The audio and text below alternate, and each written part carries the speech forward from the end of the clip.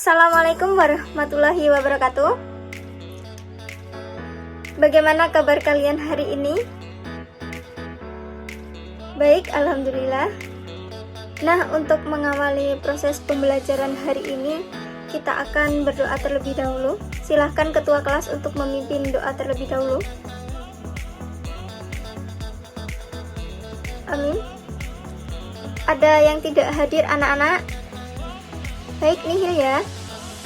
Untuk lebih menyemangati kita untuk melakukan kegiatan hari ini, kita ucapkan yel-yel terlebih dahulu. Kalau ibu bilang bangsa Indonesia, kalian jawabnya bangga Indonesia.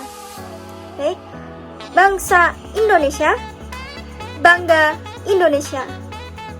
Baik anak-anak, sebelum kita melanjutkan pembelajaran hari ini, ibu akan menanyakan materi pembelajaran minggu kemarin. Coba siapa yang masih ingat? Ya, Mbak Nana? Iya, benar, tentang pengertian teks eksplanasi. Coba sebutkan yang lebih jelas. Betul, apa yang dikatakan Mbak Nana? Teks eksplanasi yaitu menceritakan tentang fenomena alam. Baik, ada lagi yang ingin menambahkan? Ya, Mas Bida? Ya, benar, tentang fungsi teks eksplanasi. Coba sebutkan. Ya, benar, fungsi dari teks eksplanasi adalah untuk menjelaskan fenomena atau peristiwa yang terjadi di masyarakat. Ada lagi yang ingin menambahkan? Silakan Mas Nana. Baik, benar. Selain itu juga ada tentang jenis-jenis teks eksplanasi, yaitu tentang fenomena alam, sosial, dan budaya. Ya, baik, Ibu sangat senang kalian masih mengingat materi pembelajaran minggu kemarin dan semuanya sudah benar, maka kita beri aplaus untuk kita semua. Baik anak-anak, hari ini akan melanjutkan materi pembelajaran kita masih berkaitan dengan teks eksplanasi. Materi kita hari ini yaitu menganalisis struktur teks eksplanasi. Ada 6 indikator pencapaian kompetensi.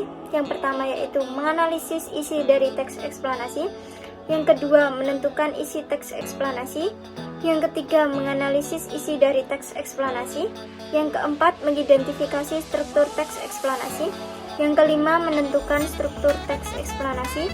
Yang keenam yaitu menganalisis struktur teks eksplanasi. Selanjutnya, tujuan pembelajaran melalui pendekatan saintifik dengan menggunakan model pembelajaran sintesis, pedagog general, problem-based learning, peserta didik dapat menganalisis struktur dan kebebasan teks eksplanasi, serta terampil mengembangkan teks eksplanasi.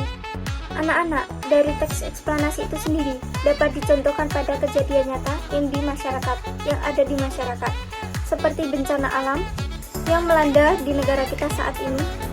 Kita bisa contohkan seperti bencana alam banjir. Apa kaitannya dengan teks eksplanasi? Ada yang bisa menjawab? Baik, tidak ada. Nah, kaitannya dengan teks eksplanasi yaitu berkaitan dengan teks eksplanasi tentang fenomena alam. Jadi proses sampai dapat menghasilkan struktur teks eksplanasi, yang pertama membaca dengan cermat teks eksplanasi yang akan dianalisis. Kemudian mengidentifikasi isi setiap kalimat dalam paragraf. Yang ketiga, menamai setiap bagian dalam paragraf.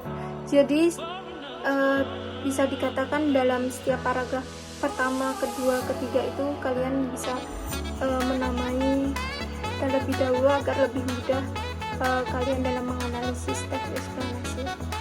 Kemudian struktur atau bagian teks eksplanasi terdiri atas 3 bagian. Yang pertama ada identifikasi fenomena, berisi tentang pengertian atau penjelasan sehingga disebut identifikasi fenomena.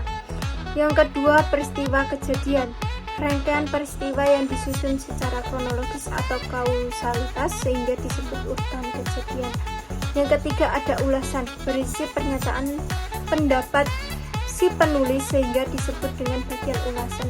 Nah, bagian ulasan ini biasanya terdapat pada paragraf terakhir. Dari pembelajaran ini kita dapat mengetahui peristiwa alam, sebab akibat, dan cara menghadapinya. Baik anak-anak, sebelum kita menutup kegiatan hari ini, Ibu memberikan tugas kepada kalian untuk menyusun teks eksplanasi berupa fenomena atau peristiwa yang terjadi di masyarakat. Siap anak-anak? Baik anak-anak, sampai saat ini ada yang masih belum paham? Baik, sudah paham semua? Kalau sudah paham semua, kita akan mengakhiri pembelajaran pada hari ini dengan membaca Alhamdulillah bersama-sama. Alhamdulillahirrahmanirrahim. Wassalamualaikum warahmatullahi wabarakatuh.